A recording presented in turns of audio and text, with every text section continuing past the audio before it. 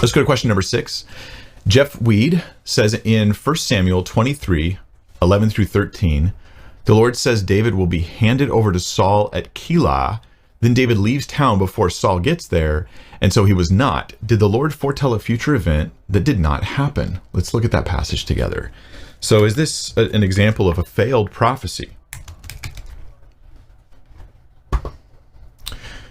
Okay, it says, let's back up a little bit. Okay, David is being hunted by Saul.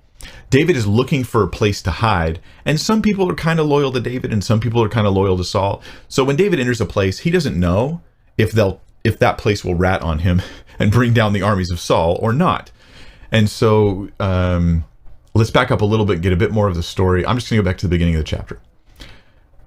Now they told David, this is him at the city of Keilah, behold, the Philistines are fighting against Keilah and are robbing the threshing floors, which is terrible. This is after all the harvest is done.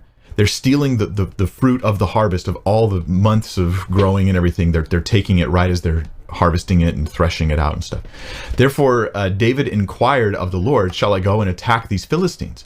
And the Lord said to David, go and attack the Philistines and save Keilah. But David's men said to him, behold, we are afraid here in Judah. How much more than if we go to Keilah against the armies of the Philistines? It's a dangerous place for us to be, basically. Then David inquired of the Lord again, and the Lord answered him, arise, go down to Keilah, for I will give the Philistines into your hand. So he's just kind of playing it by ear, in a sense, except his ear is to the Lord instead of his own ear. He's just listening to what God's revealing, and he's going for that.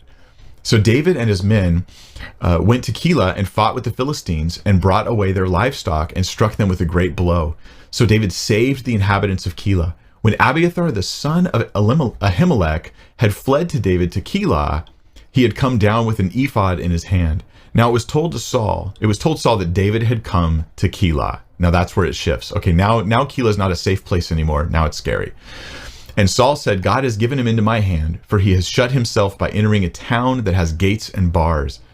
So because Saul could he could actually just siege the town, and then David can't escape. So then it's just a waiting game at that point. And Saul summoned all the people to war to go down to Keilah to besiege David and his men. And David knew that Saul was plotting harm against him. And he said to Abiathar the priest, bring the ephod here. Now, the reason why Abiathar is brought in is because he's going to use Abiathar as his conduit to seek counsel from God. So that's why he's there, and the ephod and all that. Then David said, O Lord, the God of Israel, your servant has surely heard that Saul seeks to come to Keilah to destroy the city on my account. Right? He'll siege and destroy the whole place. Here's David's question. Will the men of Keilah surrender me into his hand? Are they going to give me up, or are they going to defend me? Will Saul come down as your servant has heard? O Lord, the God of Israel, please tell your servant. And the Lord said, he will come down. Then David said, will the men of Keilah surrender me and my men into the hand of Saul? And the Lord said, they will surrender you. Then David and his men, who were about 600, arose and departed from Keilah, and they went wherever they could go. When Saul was told that David had escaped from Keilah, he gave up the expedition, and David remained in the strongholds in the wilderness, in the hill country of the wilderness of Ziph.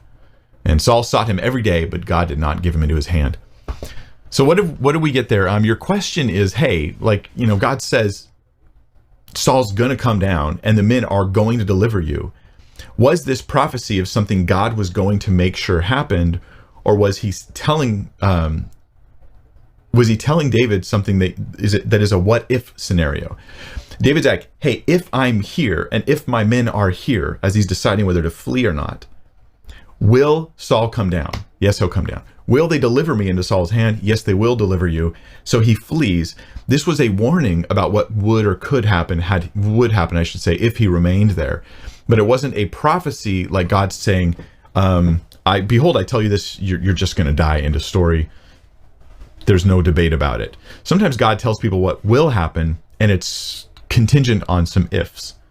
The implicit if in this passage is, if I stay in this city, will this happen? And so he flees the city in response to that revelation. So your question is that like God telling a future event that didn't happen? I think it's God showing something that his knowledge extends beyond just what will happen. This is amazing when you think about it.